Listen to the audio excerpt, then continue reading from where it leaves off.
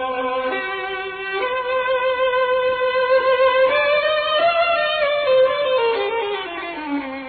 is absolutely essential to me that I should have £50,000 at once. If I were able, I should be happy to advance it without further parley from my own private purse. You have doubtless heard of the Beryl Coronet. One of the most precious public possessions of the Empire. Precisely. And here it is. The Beryl Coronet. There are 39 enormous beryls, and the price of the gold chasing is incalculable. I am prepared to leave it with you as my security. Even to my friend Sherlock Holmes, £50,000 was high stakes to play for. My name is Watson, Dr. Watson, and I was privileged to share the adventures of Sherlock Holmes.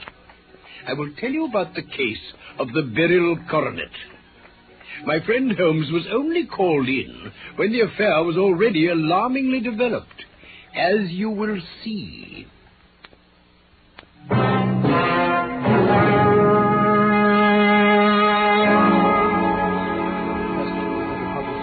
Funds to restore a credit balance to your account. I remain your obedient servant, etc., etc., etc. Now, Miss Parker, is that all? Yes, Mr. Holder. Very well. Please attend to those letters at once.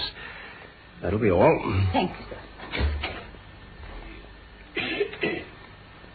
Excuse me, sir. Yes, Roberts, what is it? A gentleman wishes to see you, sir. By appointment? Well, no, sir. Well, then I'm afraid that This is his card, sir. Now, really, Roberts, you know very well that I... This is his card? Why, yes, sir. Well, then show him in at once. Immediately, Roberts.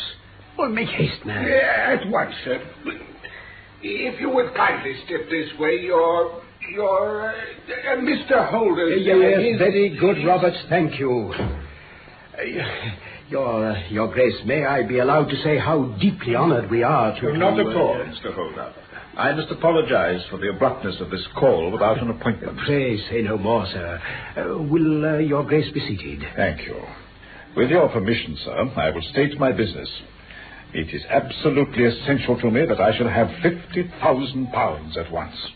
For how long, may I ask, your Grace, do you want this sum? Next Monday, I have a large sum due to me.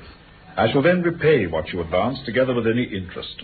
But it is essential to me that the money should be paid at once. If I were able, I should be happy to advance it without further parley from my own private purse.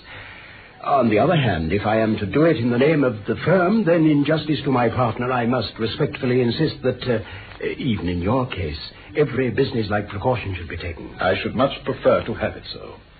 Mr. Holder, you have doubtless heard of the Beryl Coronet. One of the most precious public possessions of the Empire. Precisely. And here it is. The Beryl Coronet. There are 39 enormous beryls, and the price of the gold chasing is incalculable. The lowest estimate would put the worth of the coronet at double the sum I have asked. I am prepared to leave it with you as my security. Well, really, Your Grace, I don't... You doubt its value? Oh, not at all. I only doubt the propriety of my leaving it? You may set your mind at rest about that.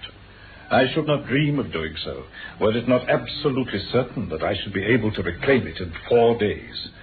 Now, sir, is the security sufficient? Ample. You understand that I am giving you a strong proof of the confidence which I have formed upon all that I have heard of you. I rely upon you not only to be discreet and to refrain from all gossip, but above all, to preserve the coronet with every possible precaution. Of course. I need not say that a great public scandal would be caused if any harm were to befall it. Your Grace may rest completely assured. And now permit me to call my cashier and arrange for £50,000 in notes to be paid at once. That will be all for tonight, Lucy. You may go to bed now. Thank you, sir. Good night, sir.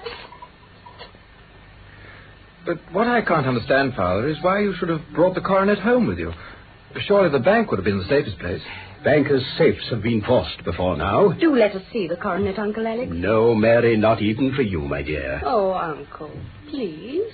Well, perhaps just a peep on Monday, when I take it with me for the last time. I hope to goodness the house won't be burgled before then, that's all. Where have you put it? In my dressing room. Huh? In the bureau under lock and key. Oh, no. Don't you remember? When I was a youngster, I used to open that bureau with the key of the box room cupboard. Then I hope you can keep a secret for a day or two. Oh, me, I'm quite tired tonight. I think I shall be off to my bed. I, too. Good night, Uncle dear. Good night, Arthur. You turning in? Yes, soon. Good night, Mary. Good night. Father? Yes, Arthur. Could I have a word? Well, what is it? Look here, Dad. Can you let me have £200? 200? Well, you've been very generous in money matters. Far too generous. Well, can you once more? No, I can't. But I must have it, or I'll never be able to show my face inside the club again. And a very good thing, too. Yes, I know what you feel, but you wouldn't have me leave it as a dishonoured man. I've warned you I don't know how many times not to squander your money on cards and the turf. You know I've tried. You run into dangerous company with men like Burnwell and those. Their habits are expensive, but their purses are long. They can stand it, but you can't. You've never liked Sir George, but he's been a true friend to me. Well, we differ there. As for the rest, I'll break with them, I promise I will. But Burnwell will draw you back. No, Arthur, this is the third demand this month, remember. But it'll mean disgrace. I must have that money, Father. Then you must find it as best you can. Not another farthing from me. And now, good night. Why, Mary. Taking the night air, child? No, Uncle. I just thought I'd see to the windows myself tonight. Extra precautions, you know. How thoughtful, my dear.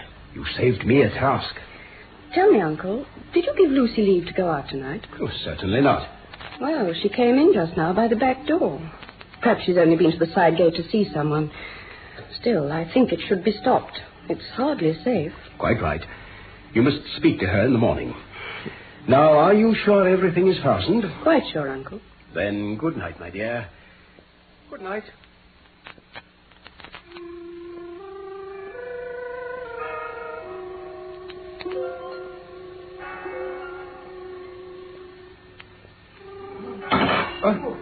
Who's there? Who is it?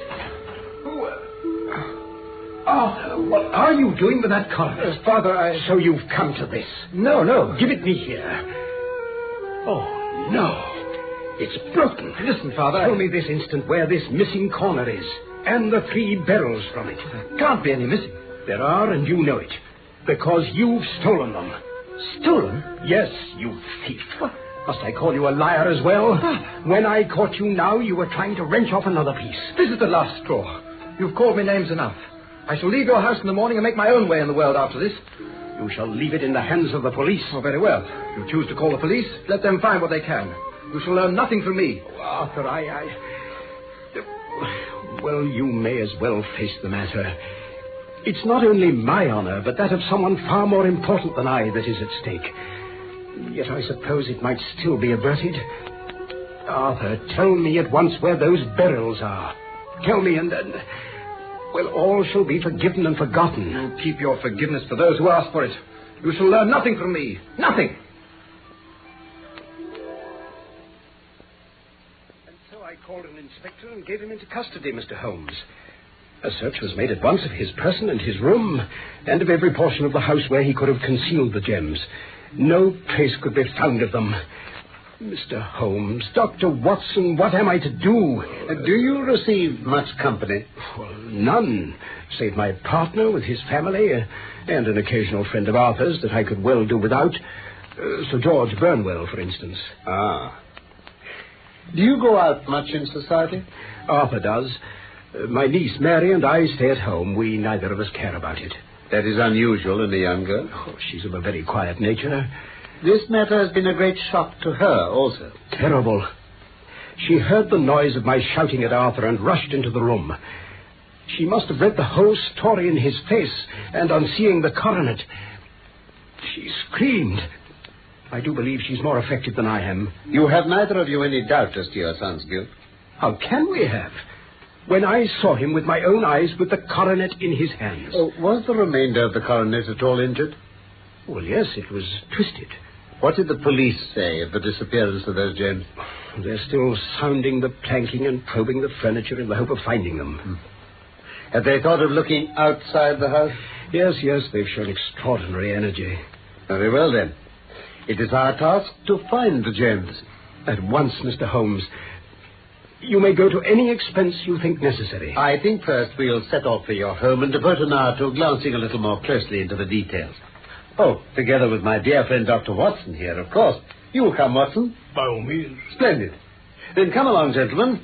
The cabs go slowly through this snow, so I think we'll take the underground. This is my dear niece, Mary. Mary, I brought a gentleman down from London to inquire more deeply into this dreadful business. This gentleman? No. His friend. This is Dr. Watson. My Mary is the sunbeam in my house, Dr. Watson. She's lived with us since my brother died, and I don't mind saying she's become my right hand. Oh, don't listen to his flattery. But where is this other gentleman? Mr. Sherlock Holmes. He wished us to leave him alone. I think he's round in the stable lane. The stable lane? What can he hope to find there? Here he comes. My niece, Mary, Mr. Holmes. How do you do, Miss Holder? Might I ask you a question or two? Why, yes, if it may help to clear this horrible affair up. You heard nothing yourself last night? Nothing, until my uncle began to speak loudly. I heard that and I came down. Mm-hmm. I understand you shut up the windows and door the night before. Did you fasten all the windows? Yes. Were they all fastened this morning? Yes. Now, about your maid, Lucy Clark. The second waiting maid. She's only been in my service a few months. She came with an excellent character, though, and she's always given me satisfaction. The only drawback is... Yes? Well, she's a very pretty girl, and her admirers occasionally hang about the place. Oh, yes. I believe, Miss Holder, that you remarked to your uncle last night that she had been out to see someone. Yes, her sweetheart, I supposed. She came into the drawing room while my uncle was telling us about the coronet. He stopped speaking till she'd gone, of course. But she might not have closed the door after her. You infer that she may have overheard something, that later she went out and told her sweetheart about it? And that the two may have planned the robbery. What is the good of all these vague theories? I've told you I saw Arthur with the coronet in his hand. Now, wait a little, Mr. Holder. We must come back to that. Miss Holder, about this girl. You saw her return by the kitchen door, I presume? Yes. When I went to see if the door was fastened for the night, I met her slipping in. I saw the man, too, in the gloom. Do you know him? Oh, yes. He's the greengrocer who brings our vegetables round. His name is Francis Prosper. He stood to the left of the door. That is to say, farther up the path than is necessary to reach the door. Why, yes, he did. And he's a man with a wooden leg. Why, Mr. Holmes, you are like a magician. How do you know that?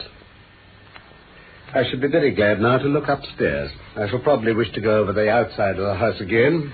Very well. Perhaps I'd better take a look at the lower windows before I go up. Where's my lens? Yes.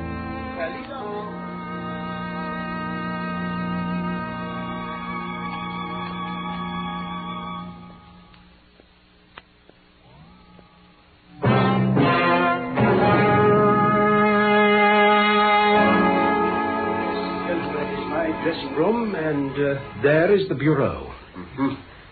Which key was used to open it? The one my son had mentioned. The key of the box room cupboard. Have you got it with you? Yes, here it is. Oh, thank you. Now then. It's a noiseless lock. It's no wonder that it didn't wake you. And this case, I presume, contains the coronet. The Beryl Coronet itself, sir. Exquisite. I see. Now, Mr. Holder, here is the corner which corresponds to that which has been so unfortunately lost. Might I beg that you will break it off? Well, I shouldn't dream of trying. Oh, then I will. Oh, Mr. Holmes, I beg you, please. Holmes. I felt it give a little, but though I'm exceptionally strong in the fingers, it would take me all my time to break it. An ordinary man couldn't do it. Now, what do you think would happen if I did break it, Mr. Holder? Well, really, I can't... There would be a noise like a pistol shot. Do you tell me that all this happened within a few yards of your bed and that you heard nothing of it? Oh, I don't know what to think. It's all dark to me. Perhaps it may grow lighter as we go on. What do you think, Miss Holder? I confess, Mr. Holmes, that I still share my uncle's perplexity. I think you told me at my chambers, Mr. Holder, that your son had no shoes or slippers on when you saw him. He had nothing on save only his trousers and shirt. Thank you. I can serve you best now by returning to my rooms. To Baker Street? But the gems, Mr. Holmes, where are they? I cannot tell. Then I shall never see them again, I know. And my son? My opinion is in no way altered. Then for heaven's sake, tell me what was this dark business which was acted in my house last night? If you can call on me at my Baker Street rooms tomorrow morning between 9 and 10, I shall be happy to do what I can to make it clearer. I understand that you give me carte blanche to act for you, provided only that I get back the gems and that you place no limit on the sum I may draw. I would give my fortune to have them back. Very good. I shall look into the matter between this and then. It's just possible that I may have to come over here again this evening. Goodbye. Bless my soul, Holmes. Back and breakfasted. You'll excuse my beginning without you, Watson, but you remember that our client has rather an early appointment here this morning. Yes, well, perhaps while you finish your coffee, you'll favor me with some explanation of your extraordinary activities last evening after we returned from Holder's. How are you getting on, anyway? So. Really, Holmes, I despair. You dress yourself up as a common loafer, refuse to tell me where you're going or to take me with you. You come back a few hours later with an old pair of shoes in your hand, drink a cup of tea, change to your ordinary clothes, and off you go again. And all you say is, don't wait up for me, my dear Watson, I might be late. I do wait for you till after midnight before I give it over. Then down I come next morning, and here you are, with a cup of coffee in one hand and the paper in the other, as fresh and trim as could be. And ready for our client. Oh, why, it's after 9 already. I shouldn't be surprised if this were he. Oh, come in, sir. Oh, good morning. I don't know what I've done to be so severely tried. Do sit down. Thank you. My niece, Mary, has deserted me. Deserted you? Her bed this morning had not been slept in. I had said to her last night, in sorrow, not in anger, that if she had married my boy, as had always been my wish and his, all might have been well with him. Perhaps that was thoughtless of me. A note lay for me upon the hall table. Is that it in your hand? Yes, this is it. Oh, pray read it. My dearest uncle, I feel that I have brought this trouble upon you, and that if I had acted differently, this terrible misfortune might have never occurred. Do not worry about my future, for that is provided for, and above all, do not search for me, for it will be fruitless labor and an ill service to me. What could she mean, Mr. Holmes? Do you think it points to suicide? Nothing of the kind. Let us return to the scene of your son's crime for a moment. You remarked that the coronet which he held in his hands was somewhat injured, twisted. Did it not occur to you to think that he might have been trying to straighten it? You suppose that your son came down from his bed, went at great risk to your dressing room, opened your bureau, took out the coronet, broke off by main force a small portion of it, went off to some other place and concealed 3 gems out of the 39 with such skill that no one could find them, and then returned to the dressing room to expose himself to the greatest danger of being discovered. I ask you now, is such a theory tenable? But what other is there?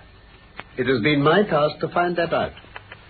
Mr. Holder, you owe a very humble apology to your son. Then it was not Arthur who took the barrels? No.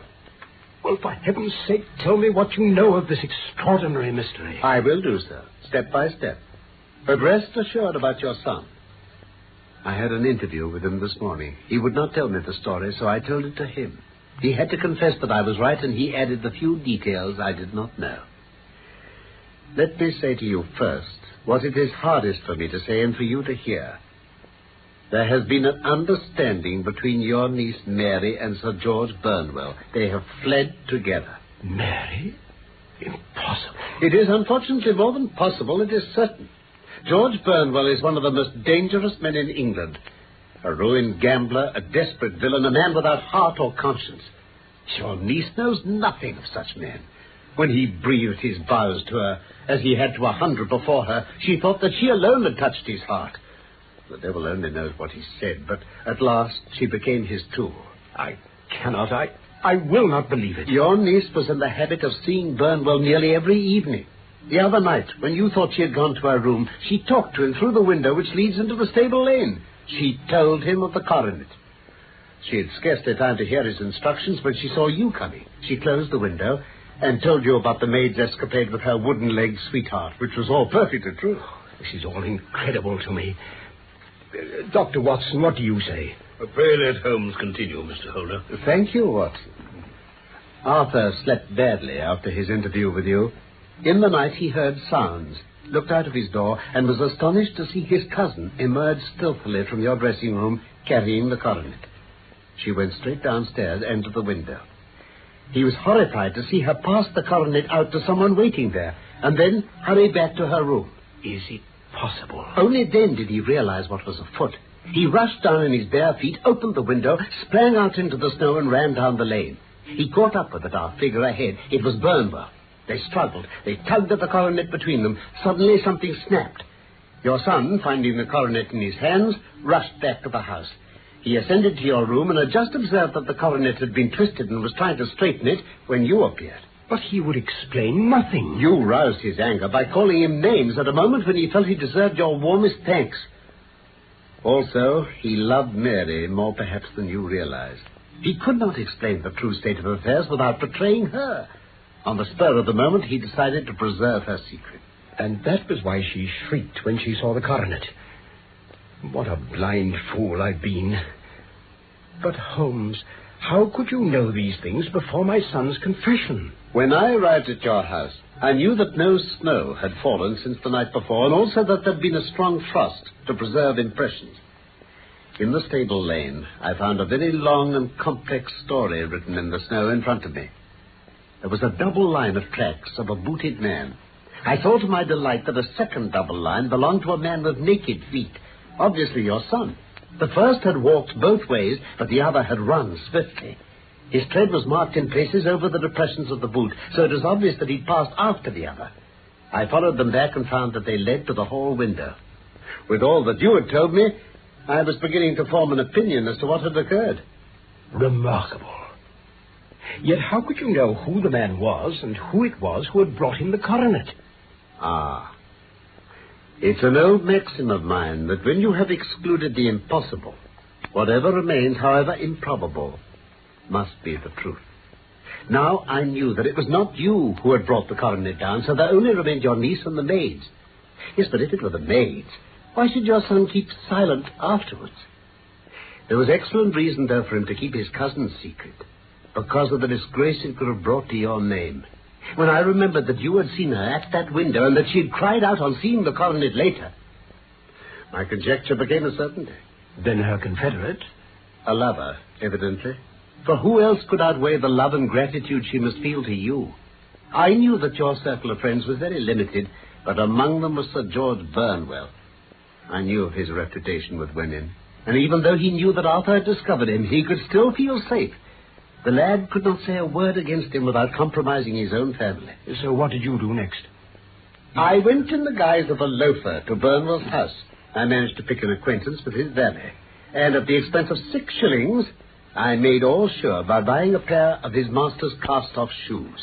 With these, I returned to your house and saw that they exactly fitted the size of the tracks. Yes, I saw an ill-dressed vagabond loitering in the lane yesterday evening. It was I. Then I came home and changed my clothes. It was a delicate part which I had to play then. A prosecution had to be avoided to avert scandal, and I knew that so astute a villain as Burnwell would see that our hands were tied in the matter. I went and saw him. At first he denied everything, but then I gave him every particular, and he became more reasonable. I told him that we would give him a price for the stones he held, £1,000 apiece. Oh, by the way, Mr. Holder, you would not think that an excessive sum? I would pay 10. That would be unnecessary. Oh. 3,000 will cover the matter. Yes, and there's a little matter of £1,000 reward, I believe you mentioned. Better make it £4,000. Have you your checkbook? Watson, a pen, if you please. There, Mr. Holder, is your missing piece of the Beryl Coronet. I'm saved. I'm saved after all. Mr. Holmes, your skill has exceeded all that I have ever heard of it. You saved England from a great public scandal this day. As for myself, I don't know how... Pray, say no more. My dear Watson. Watson, if you please. Mr. Holder's waiting for his train.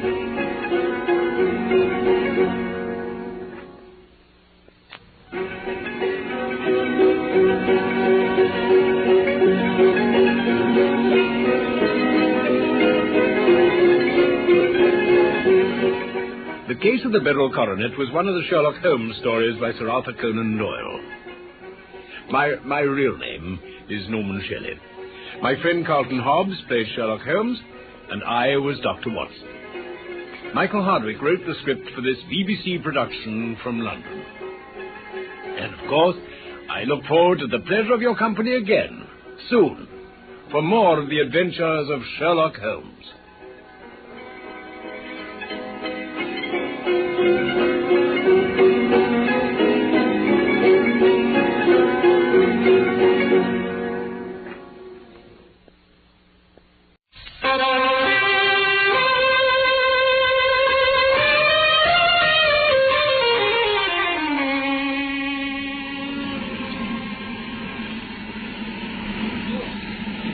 Bitter wind, Watson. Now, where was that answering light, do you think? Further up, I feel sure, by the Neolithic hut circle. Good heavens! What's that, Watson? I don't know. I heard it once before. It's a sound they have on the moor. Watson, it was the cry of a hound. The hound of the Baskervilles.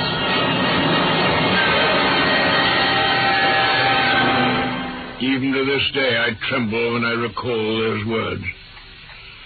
My name is Watson, Dr. Watson, and it was my privilege to share the adventures of Sherlock Holmes. I'll just refresh your memory on events so far, and then we'll tell you what happened next concerning the Hound of the Baskervilles.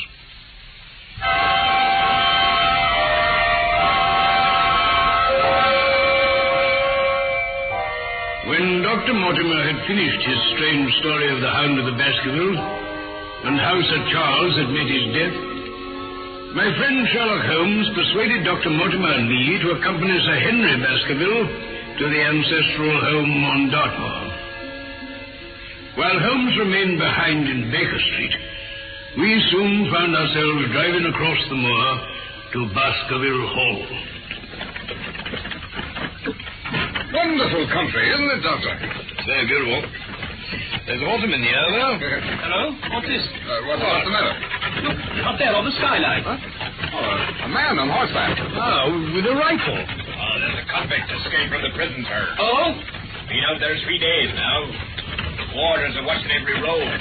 Haven't no sign of him yet. Farmers about here don't like it, sir, and that's the fact. Well, who is he then? Solon, a Notting Hill murderer. And he's somewhere out there, hiding in a burrow like a wild beast. That's all this moor needs, gentlemen. I don't know if it's my imagination, but it's getting mighty cold.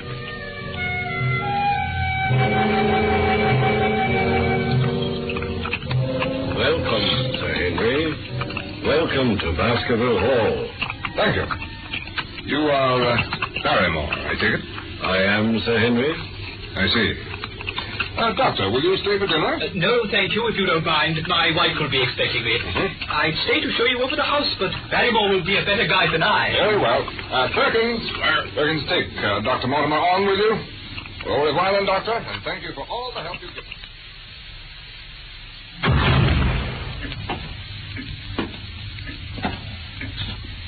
Oh, Doctor, it's just as I imagined it. Rafters, oak paneling, stag's heads, coats of arms. Isn't it the very picture of an old family home? Yeah. And my people have lived here for 500 years. Excuse me, Sir Henry. Yes, Barrymore? Sir, my wife and I will be happy to stay with you until you've made fresh arrangements. Fresh arrangements? You mean your wife and you want to leave? Only when it's quite convenient to you, sir. Well, I'd be sorry to start my life here by breaking an old family connection. I feel that too, sir, and so does my wife. Well, then what's the trouble? To tell the truth, sir, we were both very much attached to Sir Charles, and His death gave us a shock and made these surroundings very painful to us. I'm afraid we could never be easy in our minds at Baskerville Hall again. What do you plan to do?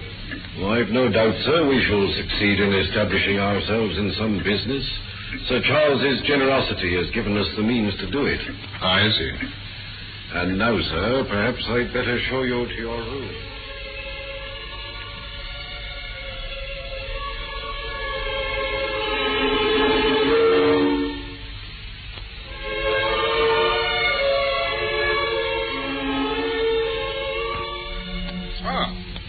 Good morning, Dr. Watson. Oh, morning, Sir Henry.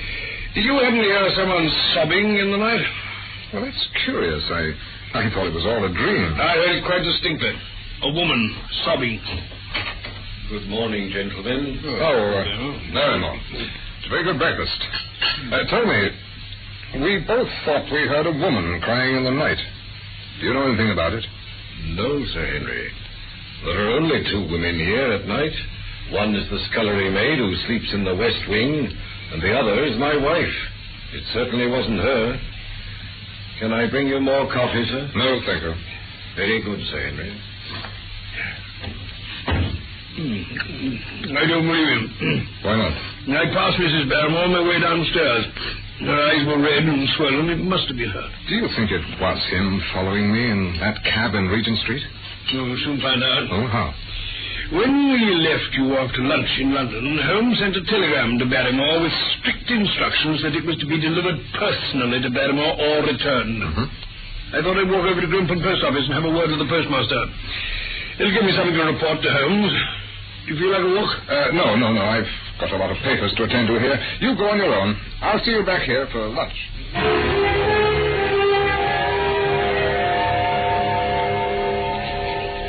You're querying, sir. My boy took the telegram and gave it to Mrs. Barrymore. Why not to Mr. Barrymore himself, as instructed? He was up in the loft at the time. Did anyone see him? Well, surely his wife ought to know where he is. He got the telegram, didn't he? If there's any mistake, it's for Mr. Barrymore to complain. Yes.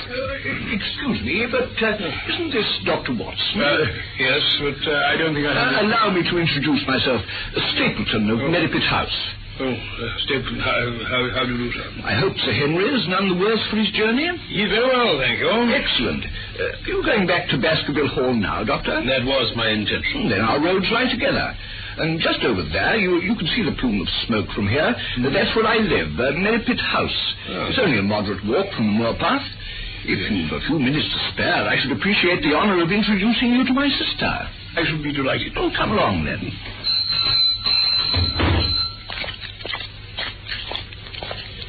It's a wonderful place, the moor. You never tire of it. You can't think what secrets it contains. You know it well, then. I've been here 2 years. The residents call me a newcomer, but my tastes led me to explore every part of the country round. As you can see, I'm a naturalist, and some of the locals laugh at my butterfly net and this tin I always carry with me. You're a little bit up to this. So, although I've only recently come here, I should think there are a few men who know the moor better than I do. But is it so hard to know? Very hard. For instance, you see that great plain to the north with the hills behind it? That is the great Grimpen Mire.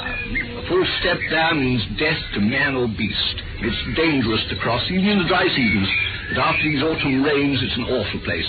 Yet I can find my way to the very heart of it and come back alive. But why should you want to go to such a dreadful place? Well, you see the hills beyond? They're really islands cut off on all sides by the mire, which has crawled round in the course of years. I see, yes. That is where the rare plants and butterflies are. There are one or two paths that an active man can take. Well, I'll try my luck someday. For God's sake, put such an idea out of your mind. You wouldn't have a chance. It's only by remembering very complex landmarks that I can do it. Good heavens, what was that? Queer place, the moor. But what is it, man? The peasants say it's the hound of the Baskervilles calling for its prey. It's the weirdest thing I ever heard in my life, and even in India. Yes, it's rather an uncanny place altogether. Look at that hillside. What do you make of those circular rings of stone? What are they? Sheep pens? No, they're the homes of our worthy ancestors. It's quite a town. When was it inhabited? A Neolithic man. No date. Oh, excuse me. Did you see that butterfly? It's a cyclopedes. Very rare. You scarcely ever see them in autumn. I must try and get it. I say, Mr. Stapleton, be careful. You tell me how dangerous it... Well, I suppose he knows what he's doing. Sir. Good heavens, I see. Go back. Go straight back to London. Why should I go I back? can't explain, but for God's sake, do what I ask you. Go back and never set foot on the moor again. But I've only just come. My brother's coming back. Not a word of what I said. Would you mind getting me that orchid among the mare's tails? We're very rich in orchids on the moor, though it's getting rather late for them. Beryl, you've introduced yourselves, I see. Yes, I was telling Sir Henry that the orchids are nearly over. That's not Sir Henry Baskerville. No, only a humble commoner. I'm his friend, Dr. Watson. Then we've been talking of cross purposes. Why, you hadn't very much time for talk. I talked as if Dr. Watson were a resident instead of just a visitor. It can't matter to him whether it's early or late for orchids. So, never mind. Do please come and see Merripit House, Doctor. No, really, thank you. I promised Sir Henry. It must be a pleasure deferred. Au revoir, Dr. Watson. Goodbye, sir. Come, Beryl. My dear Holmes, I waited until tonight to finish this letter to you, as I did not wish to arouse Henry's curiosity or alarm. I mentioned to him that I'd met the Stapletons, but not that she had whispered to me this strange warning, thinking that I was Sir Henry myself. Stapleton, I learned, was a schoolmaster in the north, whose school was running well till an epidemic killed 3 of the boys, and had never recovered from the blow. Sir Henry's in excellent spirits. We've been sitting over the fire and talking, with the portraits of the Baskerville ancestors looking down on us. It's now nearly 2 o'clock in the morning. Who's that? Sir Henry. Anything wrong? I'm not sure. There was a creaking in the passage outside. I saw a candle and a shadow. Well, let's go and see. Yes.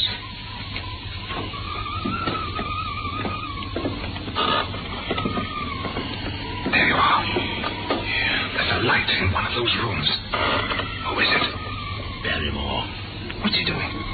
Seems to be signaling with a candle, I should think, and staring out on the moor.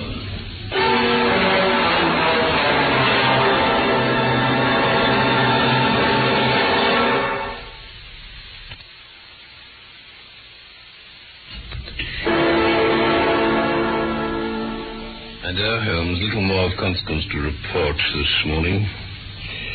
No more nocturnal wanderings. And today, Mr. Stapleton and his handsome sister are joining us for luncheon with Dr. Mortimer.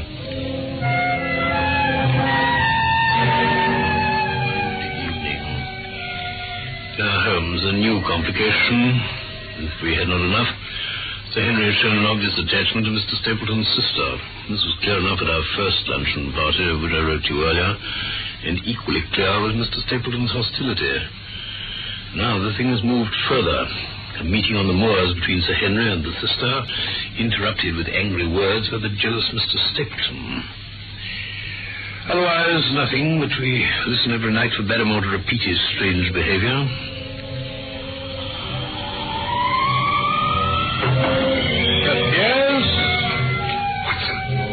He's come to that room again. I'm going to challenge him. Bring your revolver. Very well.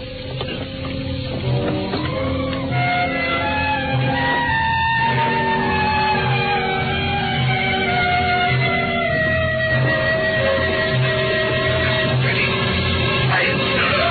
Barrymore, what are you doing here? Nothing, sir. He must have been holding that candle as a signal. Give it to me, Barrymore. It's not a signal, sir. Give me that candle. Now let us see if there's any answer. There it is. By Jove, yes. Rascal. You still denies the signal? It's my business, not yours. Then, by thunder, you'll leave my employment in the morning. Come, Watson. Bring your revolver. I have it with me. I'm going to take that man out there, whoever he may be.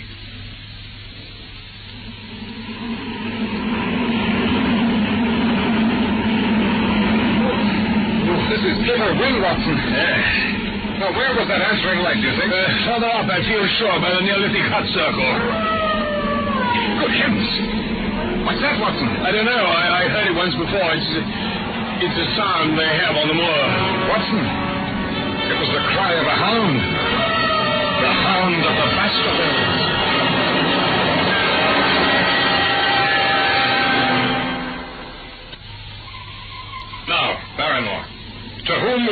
blackmailing. Dr. Watson and I go out into the moor and find some filthy remnants of food and shelter. Who left them there? Don't ask me, Sir Henry. Don't ask me. I give you my word, sir. It's not my secret. Thunder, Barrymore. Aren't you ashamed of yourself? Your family has lived with mine under this roof for over 100 years. And here I find you deep in some plot against me. No, sir. Not against you. Mrs. Barrymore, why have you come here? Oh, let me speak. It's my doing, Sir Henry. He's done nothing except for my sake. I asked him to do it. Well, speak out then. What does it mean? My brother is starving out there on the moor. Your brother? We can't let him perish at our very gate, sir. Our light is a signal we have food for him. Then your brother is... The escaped convict, sir. Selden. The criminal. Well, is this true, Barrymore? It is, Sir Henry, every word of it. Well, I can't blame you for standing by your own wife, but you must see the man's a public danger. In a very few days, sir, he'll be on his way to South America. If he can only lie quiet till the ship's ready for him. I beg you not to let the police know he's still on the moor. What do you say, Watson? Well, if he was safely out of the country, it would relieve the taxpayer of a burden. Yes, that's true, I suppose. I guess we're aiding and abetting a felony, Watson? Yes, I'm afraid so. All the same, I don't feel now I can give the man up, and that's an end of it. Oh, sir. Sir Henry. Yes? What is it now? You've been so kind to us, sir, that I should like to do the best I can in return. I know something. What do you mean? It's about poor Sir Charles's death, sir. What? Do you know how he died? No, sir, I don't know that. Well, what then? I know why he was at the gate. Why? To meet a woman. A woman? Yes, sir. Oh, what was her name? I can't give you that, sir, but I can give you her initials. They were L.L. How do you know that? Well, sir, your uncle had a letter that morning. It was from Coon Tracy and addressed in a woman's hand. Well? I thought no more of the matter, sir, but the other day my wife was cleaning out Sir Charles's study, and she found the ashes of a burned letter in the back of the grate. Most of it was charred to pieces, but there was just one slip you could still read. Oh, what did it say? It said, please, as you are a gentleman, burn this letter and be at the gate by 10 o'clock. And the initials were L.L. And you've no idea who L.L. is? No, sir. Very good, Barrymore. You and your wife may go. Thank you, sir.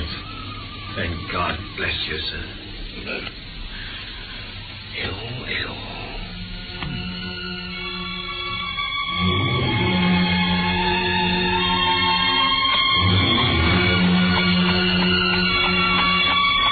Good day, Doctor. Dr. Mortimer. Hello. Been taking a walk? Yes, I've been right round the Black Tor. Oh, let me give you a lift home, then. Oh, thank you.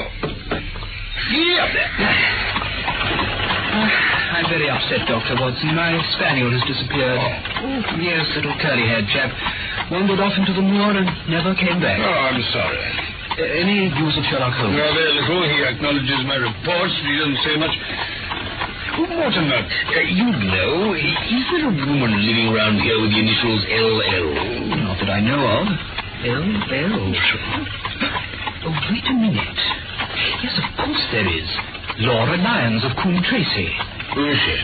Married some artist fellow called Lyons who came sketching on the moors. He walked out on her, and now the poor girl hasn't a penny. How does she live? Oh, several of us have helped her. Stapleton, Sir Charles. So have I. She's managed to start a little typewriting business. Why do you ask?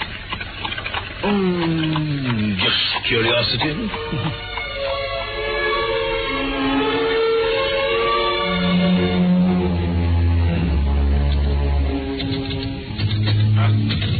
Mrs. Lyons?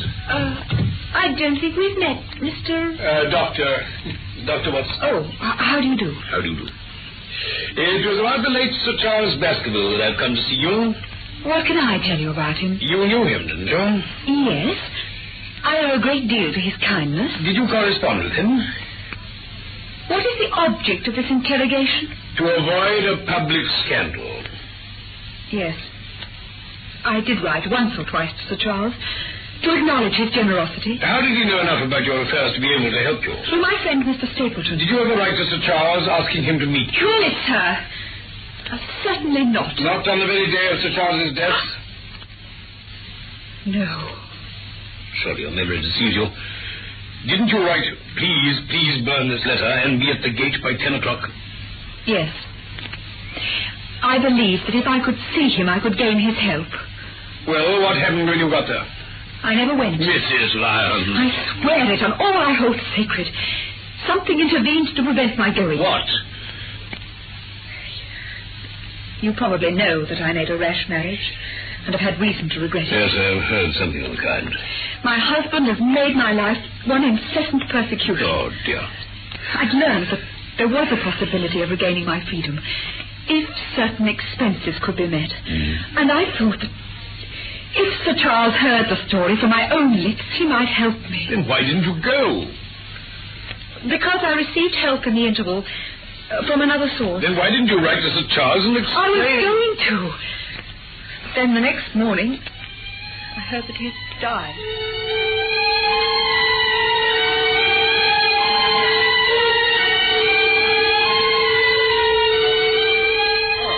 Watson, I thought you got lost on the moors.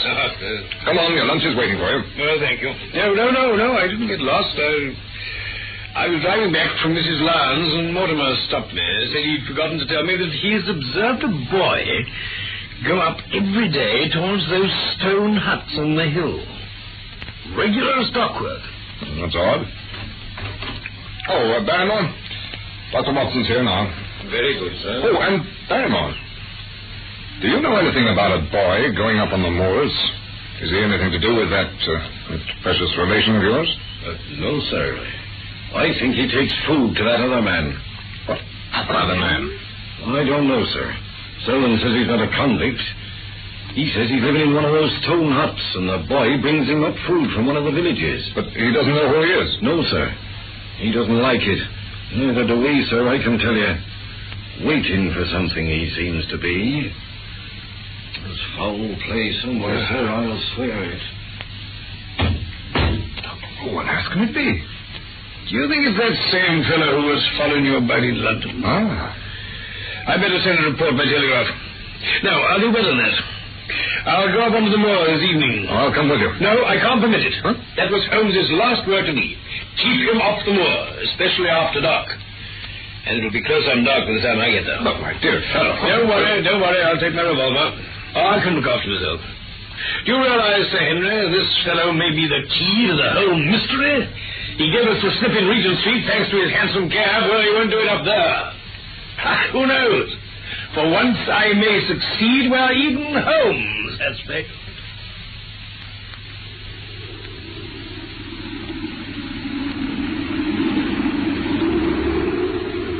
With tingling nerves, I sat in the dark recesses of the hut and waited for the coming of its tenant. Then, at last, I heard it. At last.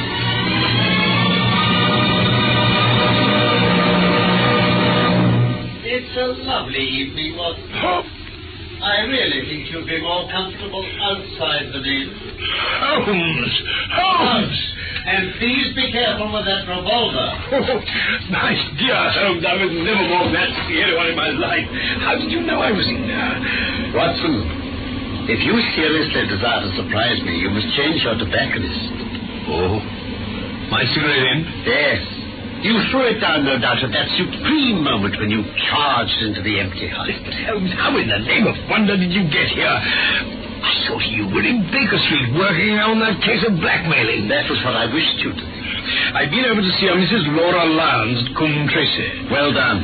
We've obviously been working on parallel lines. What did you learn? Well, she made an appointment with Sir Charles at the gate. She admits that. She wanted money to help her divorce. But she never went. Something happened to make her change her mind, but she wouldn't tell me what. She also said that she first got in touch with Sir Charles through Stapleton. Now that's important. It bridges the gap. You're aware, I suppose, that there's a close intimacy between the lady and Stapleton? No, I didn't know that. There's no doubt about it. Now, this puts a very powerful weapon into our hands. If I can only use it to detach Stapleton's wife... His wife? Why, yes. The lady who passes for his sister is his wife. Good heavens, why the elaborate deception? Because he foresaw that she'd be more use to him as a free woman. Then, is he our enemy? Was it he who dogged us in London? So I read the riddle.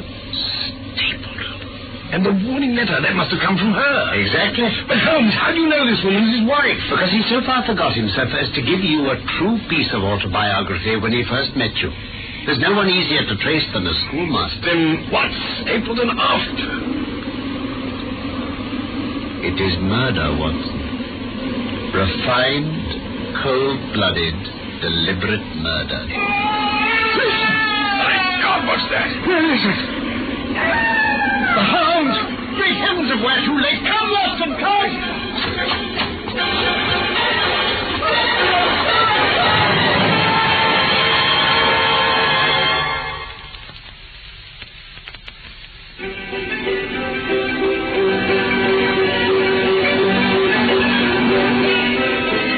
The Baskervilles is one of the most famous stories of Sherlock Holmes from the inspired pen of Sir Arthur Conan Doyle.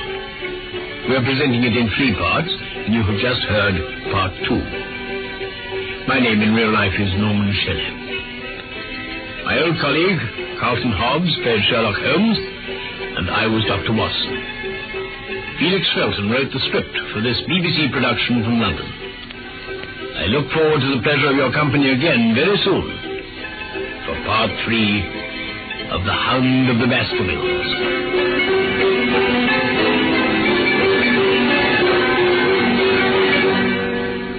This episode from the life of Sherlock Holmes will be transmitted to our men and women overseas by shortwave and through the worldwide facilities of the Armed Forces Radio Service. From the stage of the Paramount Theater in Hollywood, Petri Wine brings you Basil Rathbone and Nigel Bruce in the new adventures of Sherlock Holmes.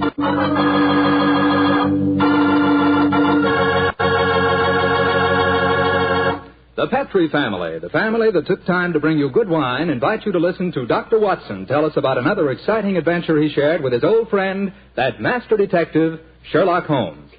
You know something? If right now it were possible for me to ask every one of you what you had for dinner this evening, I'll bet a good many of you would say chicken. Chicken is an all-American favorite. But, boy, you just haven't tasted chicken till you've tried it together with a glass of well-chilled Petri California Sauterne. Petri Sauterne is a perfect mealtime wine, just made to go with chicken. That Petri Sauterne is a white wine, delicate in color, and, what a flavor. A flavor that comes right from the heart of luscious, sun-ripened grapes. You can just taste those wonderful grapes. And I'll tell you something. That Petri Sauterne is pretty much on the terrific side when served with fish or any kind of seafood, too, and that's a fact.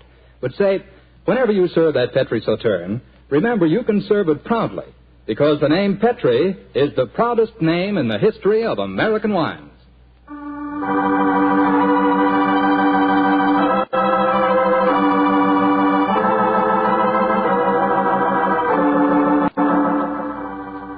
And now for our weekly doctor's appointment. Let's knock on his library door and see if... There's no point in doing that, Mr. Slattery. I'm right behind you. Oh, hello, Dr. Watson. Don't tell me you've been stalking me. No, my boy. I was on the patio and I heard your footsteps, so I thought that I'd come in and fetch you. Let's go back and sit out there, shall we? It's a beautiful evening. That's fine with me, Doctor. Here we are. Now, settle yourself down in a chair and light a cigarette, if you have one. And I'll get on with my story.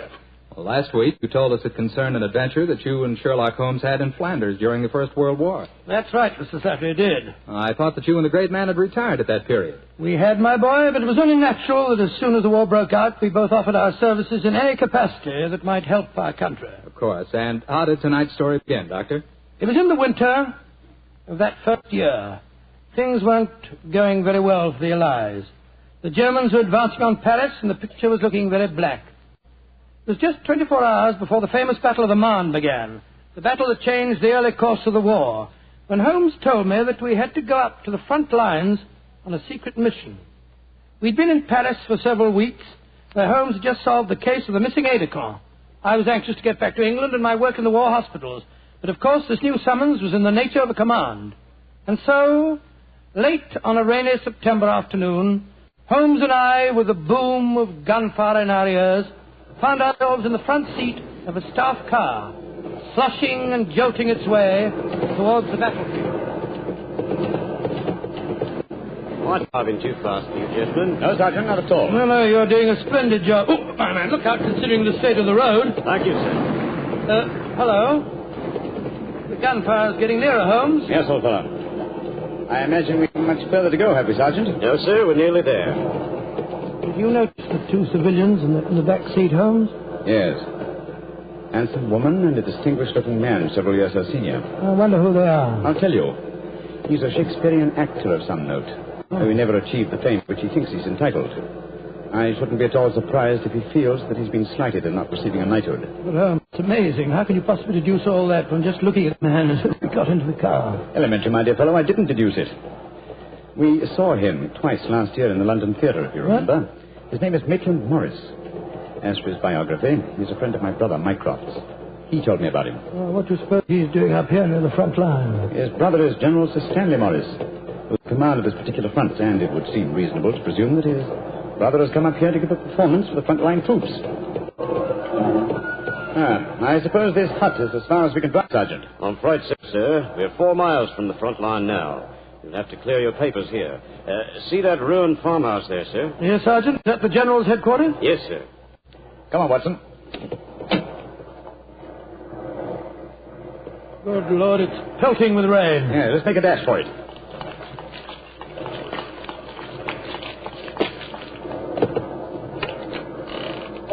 Who goes there?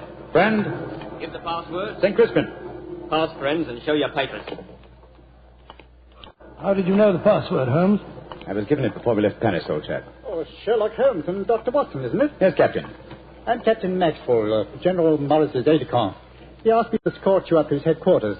By the way, weren't Maitland Morris and his wife in the car with you? Yes, they're just behind us. Oh, splendid.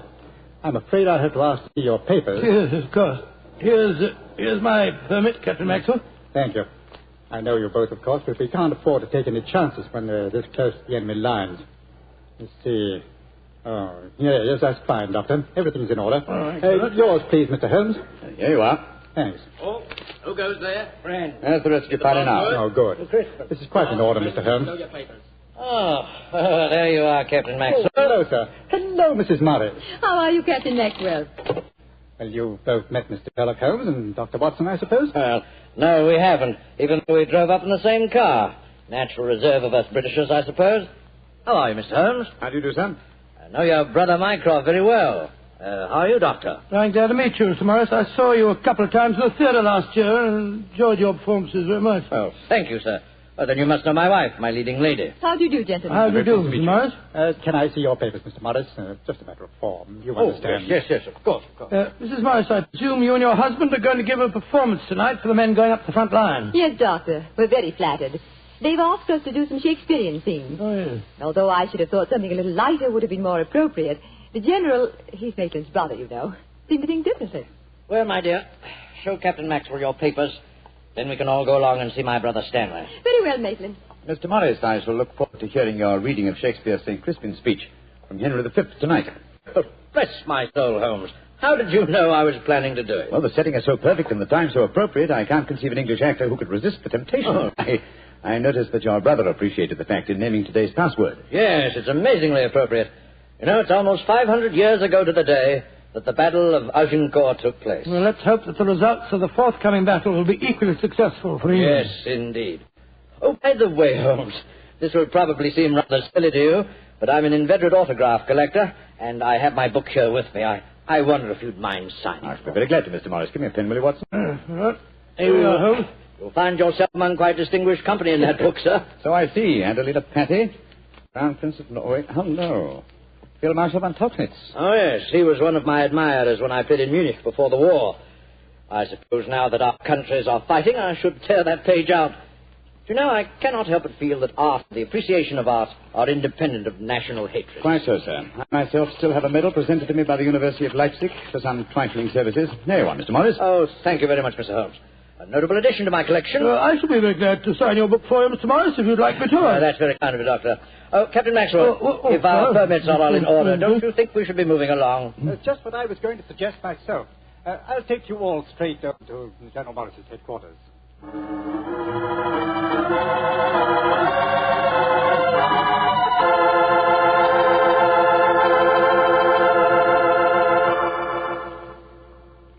General Morris, may I introduce Mr. Sherlock Holmes and Dr. Watson? How do you do, sir? How are you, General? How do you do? Know a lot about you. Long way from Baker Street, isn't it? Yes, indeed, sir. Where's that brother of mine? Ah, there you are, Maitland. Cynthia. How nice to see you both. Oh, it's good to see you again, Stanley. Hello there, Stanley. The men will be glad you arrived. They're looking forward to your show tonight. We're very flattered that they want to hear us do some Shakespeare. Oh, rubbish, old boy. With you and Cynthia up there on the platform, you could read the telephone book and they'd love you. Oh, very kind. By the way, you'll find the stage very primitive. Just a few trestles and a large tent and a curtain made of army blankets. And your dressing room will be even worse. Oh, don't worry about our comfort, Stanley. As long as we cheer the boys up, that's the important thing. Yes, of course. By the way, what program do you have mapped out for us? Well, I thought we'd have two shows. The tent's not large enough to hold everybody at once. Anyway, we have to keep up an alert all the time. Think you can manage two separate shows? Oh, of course I can, Stanley. I may look old, but I don't feel it. You don't even look at your scoundrel. Thank you. Perhaps we could take a look at the stage and equipment, eh? Oh, certainly. Captain Maxwell, take them over to the tent and show them what the facilities are, will you? Right, will you follow me? Oh, yes, of course. See you later, Stanley. Come along, my dear. All right. I'm glad you're here, Holmes. I'm sure I can speak quite freely in front of Dr. Watson. Oh, yes, with perfect freedom, sir. He's my colleague. He's an old army man himself. Really? What regiment, Doctor? 5th Northumberland Fusiliers, sir. Later attached to the Butchers in Afghanistan and wounded in the Battle of Mainwan. Really? Then I'm sure I can speak freely in front of you. Holmes, you know why you're up here so near the front line, don't you? I have a very shrewd suspicion, sir. Yeah, I thought you had. That's why I asked for you to be sent here. You asked for me to be sent here, General. Yes, I understand. Well, I wish I did. You will, Doctor, in due time. In the meanwhile, gentlemen, I'll have an orderly show you to your quarter. Thank you, sir. And, Holmes, take a look around, will you? And keep your ears open. We're comparatively a little distance from the German front lines, and yet there's a very puzzling silence just now. Yes, I noticed that, sir. And half an hour ago, on our way up, there's quite a lot of shelling. Exactly.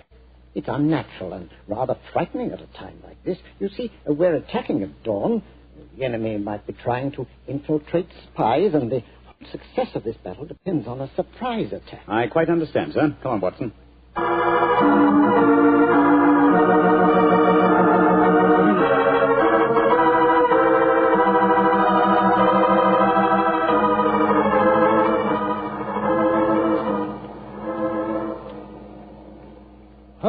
Holmes. The first performance starts in a few minutes, you know. They're all there waiting. Why are we tramping about up here in the mud and the rain? I thought a pipe or two in the open air would clear our brains. Yes, a pipe in the open air is one thing, but a pipe in a downpour of rain is another. Was it raining? Oh, didn't even notice it. I was listening to the silence. What do you mean? Thousands upon thousands of Germans. Armed Germans. Full of a blind fanatical hatred and desire to kill. Are crouched in trenches only a mile or two from here. Surrounding us are an equal number of English boys, also armed. And with a will, if not the desire, to fight. Because they know their cause is the cause of freedom and justice. All these thousands poised, ready to pounce on each other and fight to the death. And yet, beyond that patter of rain, there isn't a sound to break the stillness of the September evening. Strange world we live in, old chap. You're being unusually rhetorical, Holmes. Yes, I am, aren't I? Let's be a little more practical, shall we? I wonder what is wrong with the actors tonight. Oh, why do you ask that? Well, a little while ago I noticed Mrs. Morris in a great state of excitement, going towards the farmhouse where the General is. Then she went back to her own quarters, and now she seems to be headed in our direction. Is anything wrong, Mrs. Morris? It's Maitland. What's wrong with him, madam? He disappeared. Disappeared? What's happened? We were in the tent together, making up for our performance, when an orderly came in with a message. Maitland said it was from his brother. Slipped on a raincoat and went out, saying he'd be back in a few moments. I waited and waited, and after a while I got worried, and I went over to see the General myself. He said that he'd sent no message, and that he hadn't seen any sign of Maitland. Good Lord, what could have happened to him? I don't know, Doctor, but I'm frightened. What shall I do, Mr. Holmes? You're a brave woman, Mrs. Morris. Brave? I don't know, Mr. Holmes. Why? Because the show must go on. I shall take your husband's place. But Holmes, something's happened to Maitland Morris. He's in danger. True, Watson, true. Huh? But 1,000 men inside that tent are in mortal danger, too. Tomorrow morning, many of them may be corpses on the fields of Flanders. But tonight, they've been promised a show. Do you think that you can do it, Holmes? Oh, I think I can, with the help of Mrs. Morris. I can't do it, Mr. Holmes. You can, Mrs. Morris, and you will. If only to uphold that great tradition of the theater that the show must go on.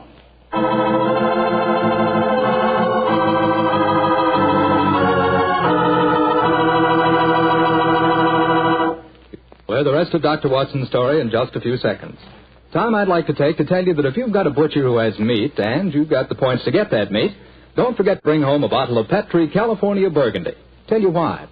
That Petri Burgundy is a rich red mealtime wine that's wonderful with any meat or meat dish. That's a fact. Petri Burgundy can make a banquet out of a hamburger. And boy, Petri Burgundy and old-fashioned Irish stew are bosom companions. Just get yourself some Petri Burgundy and share it with your family. Petri Burgundy is the best friend a good meal ever had.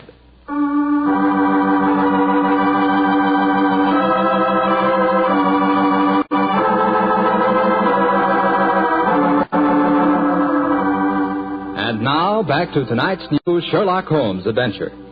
It is just before the Battle of the Marne in the First World War, and Sherlock Holmes and Dr. Watson are at headquarters a few miles behind the front-line trenches.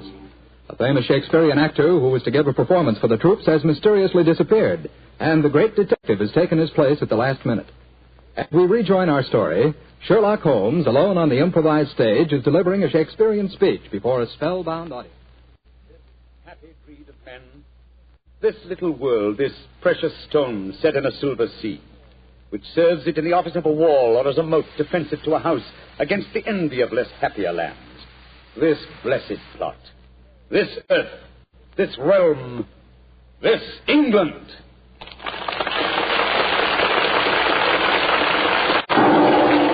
Holmes, that shot, are you all right? Yes, old chap. Fortunately, I started to leave the stage as the shot was fired. The bullet just missed me. I heard it splinter some wood nearby. But who on earth would want to shoot you? That's what we've got to find out. I think it more likely that the shot was intended for me. It was not intended for me, but for Maitland Morris, the man for whom I'm substituting. Well, even so, who'd want to shoot him? Oh, don't ask me so many questions, old fellow. Let's see what clues we can find. Now, the shot was fired from outside the tent from behind me. Yes, look there. See the hole in the tent there? By Jove, yes. The footlights would outline your shadow on the back of the tent. Whoever it must have fired at your silhouette. The question is, where did the bullet embed itself? Aha. Look here, Watson. You got a penknife? Wait a minute. Here I am. This shouldn't be hard to extract. Look at this splintered tent pole. Wait a minute. There we are. Excellent. Huh. Very interesting. Well, what's so interesting about it? Just a revolver bullet, isn't it? No, it isn't, Watson. Huh? It's fired from just a revolver bullet. This bullet was fired from a German Luger pistol. A German pistol? Must have been a spy here behind our lines.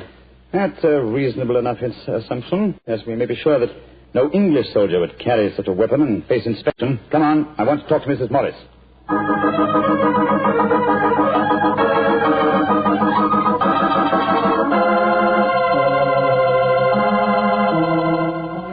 Mrs. Morris, I want you to be very frank with me. But of course, Mr. Holmes. You know why your husband's missing, don't you? No, I don't. Have you found out anything? Come, Ellen. Why keep up this pretense any longer? I know that your husband is a spy, or at least a great sympathizer with the German cause. The General's brother a spy? Good Lord. How dare you say that? Because it's true. Foreign Office have been suspicious of his sympathies for some time. His own brother knew it. That's why he asked to have me sent up here to keep an eye on him during his visit. It is true. Why should I keep up the pretense any longer? You see, Maitland was a disciple of Stuart Houston Chamberlain. Oh, who was this Stuart Houston Chamberlain? An Englishman who married one of Richard Wagner's daughters and became a German citizen, and an arch-enemy of England. I tried to dissuade Maitland. I implored him to consider his British heritage, his brother's name and mine. But Maitland was a strange man. His life was one of frustration and envy. Envy of his brother, I suppose? Yes. When Stanley was knighted, it hurt Maitland terribly. He said it was typical if the English would knight a soldier and yet leave a great artist like himself unrecognized. That in Berlin, they really understood and rewarded the artist. Well, if the authorities knew that, it's amazing they allowed him to come so close to the front lines at a time like this. Oh, it was at the General's request. He wanted to plead with my husband, to warn him that his secret was known. And now Maitland's gone over to the German lines. Oh, it's terrible. It's worse than that. It's disastrous. He can give them information as to the strength of our troops here. He knows the password. He might even know the hour the attack is timed to start. How did your husband expect to enter the German lines in safety, Mrs. Morris? He speaks fluent German, Mr. Holmes. I fancy the autograph book he was carrying, containing the signature of Field Marshal von Tochnitz, was in reality his pass through the German lines. You told the General that his father was gone, of course. I haven't been able to. He moved up to the front line position immediately after the first performance, though I had warned him what I thought Maitland was planning to do. I think he intended to give his performance first, then cross the lines immediately afterwards. But something must have made him change his mind. Perhaps he suspected I'd warned the General. Anyhow, as you know, when I got back to our quarters, he'd gone. Did he leave any note, madam? Yes, he did. Here it is. Thank you. I have gone, my dear. Try and understand and forgive if you can. You wouldn't come with me, and so I'm taking what is left of my heart and my hopes where they belong, among the friends that understand and appreciate me. It is something stronger than love and blood and country that makes me do this. It is something dearer to me than life itself. Dearer to me than life itself. Oh, how could he? How could he? The shame of this will kill poor Stanley. Mr. Holmes, will you break the news to him? I know it's cowardly of me, but I just can't tell him myself. Don't worry, Mrs. Morris. I'll tell him. Dr. Watson and I will ask Captain Maxwell to escort us to the General's frontline headquarters. In the meantime, try and keep calm. We'll tell him.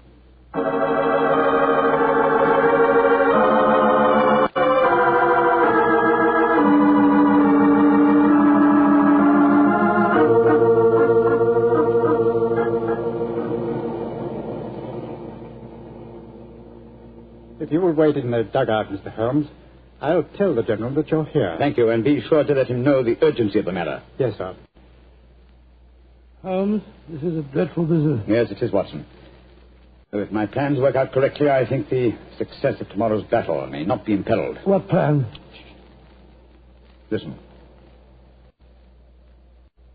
You know, Holmes, a strange silence from the German lines since we came here might be accounted for by the fact that they knew Maitland was making his getaway. They wouldn't want to risk wounding such a valuable spy. Quite possibly. What I still don't understand is who shot at you with a German pistol and why. You're being very dense, old fellow. Surely it's obvious that... Here comes General Morris now. Poor devil. This is going to be a dreadful shock to him. Hello, Holmes. Dr. Watson? General Morris, I'm afraid that I've bad news for you. Your brother has gone over to the German lines. Maitland did go there. I should have put him under an armed guard as soon as he came here, but I thought I could reason with him, appeal to his sense of honor. Instead of which you tried to shoot him, sir, but fortunately for me, you missed. You see, I took his place at the first performance. But that shot was fired from a German pistol. True. That was when I first knew the General had fired the shot. But I still don't see how you could now. Only a high-ranking officer, not subject to inspection, could carry a non-regulation firearm. You're an old army man, you know that. In any case, you'll observe that the General carries a Luger at his waist. Great heavens, Holmes, I thought I was firing at Maitland. I had no idea that it was you. You intended to kill your own brother, sir? Yes, and I'm sorry I failed. I'd rather see my brother dead than alive and a traitor to his country. But now he's safely on the German lines. Heaven knows what secrets he may be imparting. One thing we can be certain, our chance of a surprise attack in the morning is gone. Possibly not, sir. What do you mean? You see, I took the liberty of altering your brother's credentials quite extensively. How, Holmes? I knew of his German sympathies. Mycroft had given me a great deal of information about him, and so I took it on myself to decide that it was unsafe to allow him so near the enemy lines with his own identification on him. Well, what did you do, Holmes? I took the liberty, sir, of stealing his autograph book, the one containing the magical signature of Field Marshal von Tochnitz. I have it in my pocket now. I think we shall find with its pages a code concealed in the various autographs, giving valuable information to the enemy. Good Lord. I also switched military permits on him. I felt that in the event that he did go over to the German lines, his welcome might be less cordial if they were under the impression that they'd captured Sherlock Holmes. To make that identification doubly sure, I also slipped in his pocket a slight souvenir of my own. By Joe Holmes, you mean that medal that was presented to you by the University of Leipzig? Exactly, old fellow. I no longer wish to own a decoration given me by a country of barbarians, and it seemed a rather neat and effective way of returning it to them. So the Germans will think they captured Sherlock Holmes? Yes, sir, and unless I'm much mistaken, he'll receive very short shrift at their hands. Yes, they hate you. There's your answer, sir. Sorry. Oh, don't be sorry, Holmes. It's better that way. Now his secret can die with him. Excuse me, sir. Yes, Maxwell, what is it? Would it be in order for me to return to headquarters now, sir? It's very nearly time for the second performance, and I've still been unable to trace the whereabouts of your brother. Well, my brother will not be acting tonight, I'm afraid. Holmes, I wonder if I might ask you to take his place once again. If you want me to, General. I do. Maitland had planned to do the St. Crispin speech from Henry V. He knew how much I loved him. I realize that, sir. When I was told the password up here. Well, can you remember the speech, Holmes? Oh, I think so. At any rate, I can try. Then do it for me, my dear fellow, will you? For me. I'll be very proud to do it, General. Goodbye and good luck. Thank you, Holmes. Captain Maxwell, take them back to headquarters, will you? The men will be waiting for the performance.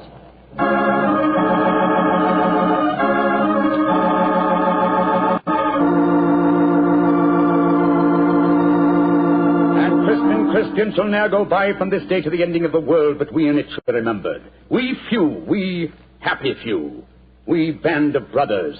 For he today that sheds his blood with me shall be my brother. Be he ne'er so vile, this day shall gentle his condition. And gentlemen in England now abed shall think themselves accursed they were not here, and hold their manhoods cheap, while any speaks that fought with us upon St. Crispin's Day.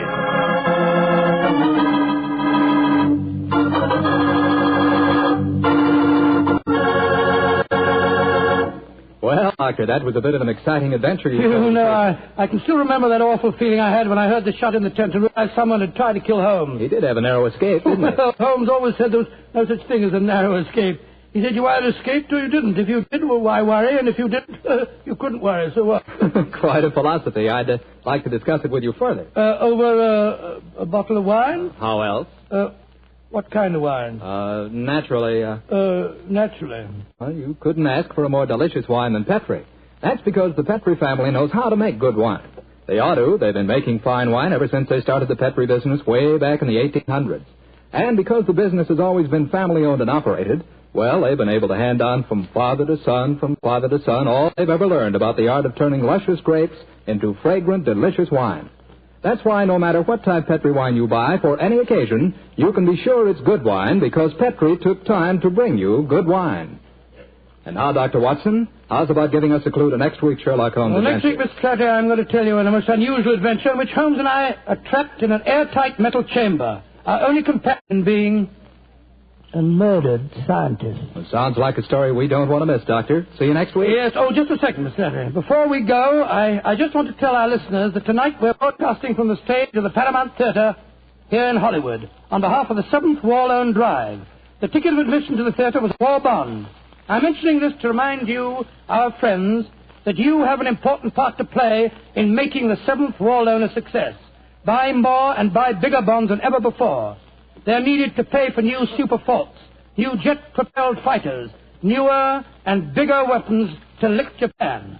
Remember, in spite of the magnificent achievements of our forces in the Pacific, the Japanese war has just begun. Let's go all out for the mighty 7th War Loan.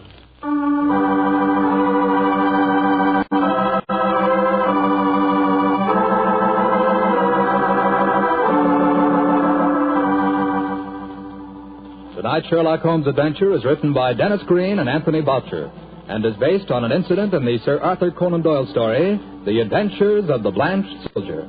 Mr. Rathbone appears through the courtesy of Metro-Goldwyn-Mayer and Mr. Bruce through the courtesy of Universal Pictures, where they are now starring in the Sherlock Holmes series.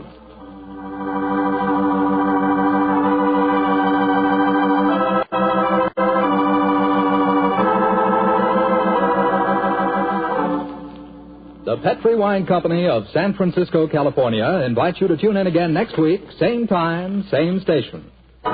Oh, the Petri family took the time to bring you such good wine. So when you eat and when you cook, remember Petri wine. To make good food taste better, remember Petri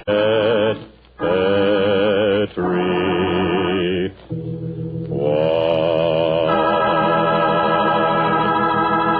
This is Jack Slattery saying good night for the Petri family. This is the Mutual Broadcasting System.